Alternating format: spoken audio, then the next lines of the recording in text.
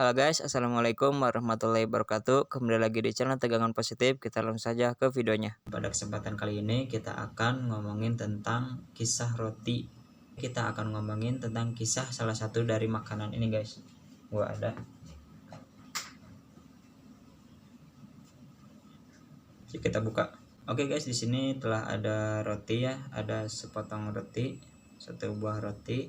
Mungkin ada beberapa kisah tentang mengenai roti ini itu menemani beberapa kisah orang-orang soleh gitu guys. Jadi kita akan bercerita.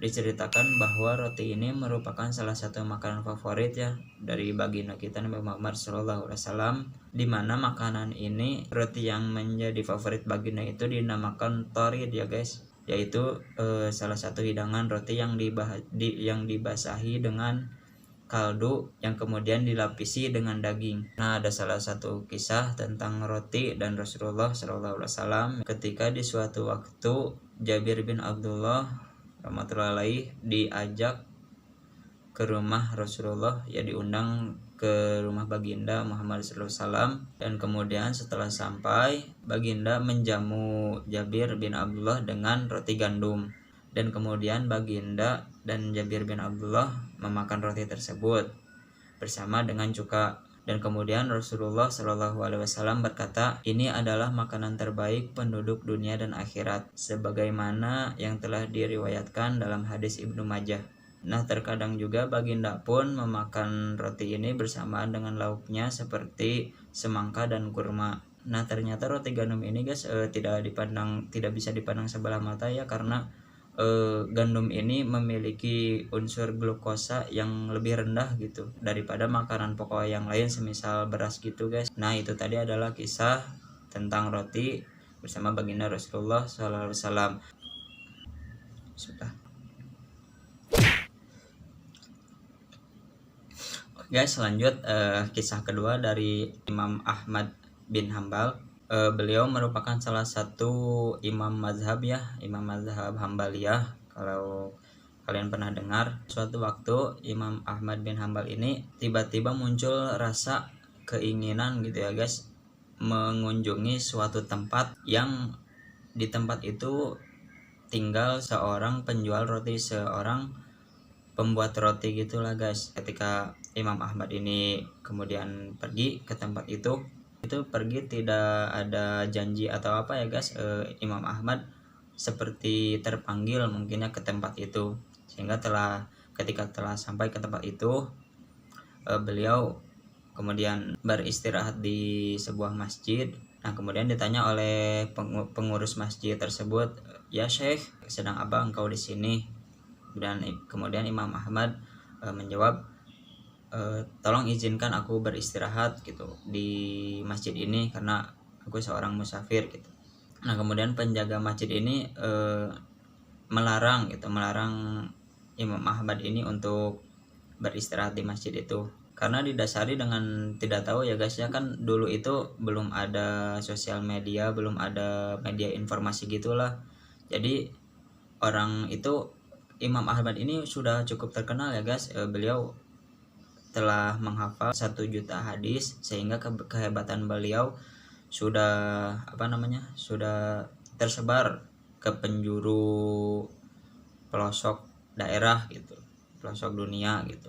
Namun hanya namanya saja yang tersebar itu, sehingga banyak sekali orang yang hanya tahu Imam Ahmad ini jago hadis nih, hafal hadis gitu, ulama besar, tapi belum pada tahu wajahnya, sehingga hanya tahu namanya saja gitu. Nah, kemudian setelah tadi tidak diizinkan istirahat di masjid, kemudian penjual roti ini secara tidak sengaja mungkin melihat dan kemudian mempersilahkan gitu Imam Ahmad bin Hambal ini untuk beristirahat di rumahnya gitu. Ya saya silahkan istirahat di rumah saya saja, meskipun rumah saya tidak besar gitu, tapi ini cukuplah untuk istirahat Anda gitu, kata penjual roti itu. Nah, ketika di rumah roti itu, Imam Ahmad selalu memperhatikan gitu setiap aktivitasnya ketika membuat roti dan yang lain-lain. Beliau nih, penjual roti ini, selalu mendawamkan astagfirullah, astagfirullahaladzim, itu istighfar, beristighfar setiap berkegiatannya, setiap di tengah-tengah kegiatannya beliau selalu membaca istighfar gitu. Nah, kemudian Imam Ahmad bertanya, wahai penjual roti, sejak kapan kamu melakukan ini gitu, melakukan istighfar gitu. Kata penjual rotinya, sejak 30 tahun yang lalu aku sudah memulai kebiasaan ini gitu, berzikir, mendawamkan istighfar gitu. Dan kemudian Imam Ahmad bertanya, lalu apa saja yang kau dapatkan, apa saja manfaat yang kau dapatkan dalam beristighfar ini gitu. Dan penjual roti itu menjawab, manfaat yang aku dapatkan yaitu tidak ada doa-doa dan harapanku gitu kecuali dikabulkan oleh Allah Subhanahu wa taala gitu. Nah, itu mungkin bisa menjadi contoh kepada kita ya guys, salah satu mungkin efek dari mendawamkan istighfar, kita kebaikan-kebaikan yang Allah berikan untuk orang yang dawam beristighfar gitu. Kemudian penjual roti itu melanjutkan bahwa namun ada satu permohonan gitu, doa yang belum Allah kabulkan, mungkin ya, yang belum Allah kabulkan kepada saya, yaitu saya ingin sekali gitu bertemu dengan Imam Ahmad bin Hambal gitu. Beliau adalah ulama besar dan saya menginginkan itu, saya sudah lama berdoa tapi belum dikabulkan gitu. Kemudian penjual roti kan tidak tahu ya bahwa yang di depannya itu Imam Ahmad gitu. Beliau cuma tahu namanya saja, Imam Ahmad adalah ulama besar, tapi tidak tahu wajahnya, seperti alasan tadi ya guys, karena dulu kan belum ada Facebook gitu, belum ada Instagram itu, belum bisa update story lah gitulah misalnya. Nah, kemudian setelah dijelaskan oleh Imam Ahmad bin Hambal, penjual roti itu pun bahagia gitu, sedih dan bahagia mungkin ya. Ulama yang dia idam-idamkan bertemu sekarang sudah ada di hadapannya. Kemudian dia tadi memeluk Imam Ahmad dan kemudian bersalaman, seperti itu guys. Aduh guys, lapar guys. Ini rotinya ini melambai-lambai seperti minta ingin dimakan ya guys ya. Kita makan dulu guys. Bismillah. Oke guys, mungkin cukup sekian video kali ini, kisah tentang roti dan bersama orang-orang soleh tadi. Dan pasti ada banyak kisah lagi yang belum dikisahkan di video ini. Kalian bisa tambahkan, kalian bisa koreksi juga kisah yang telah gua ceritakan. Mari kita sama-sama belajar, kita sama-sama mengetahui hal-hal baru.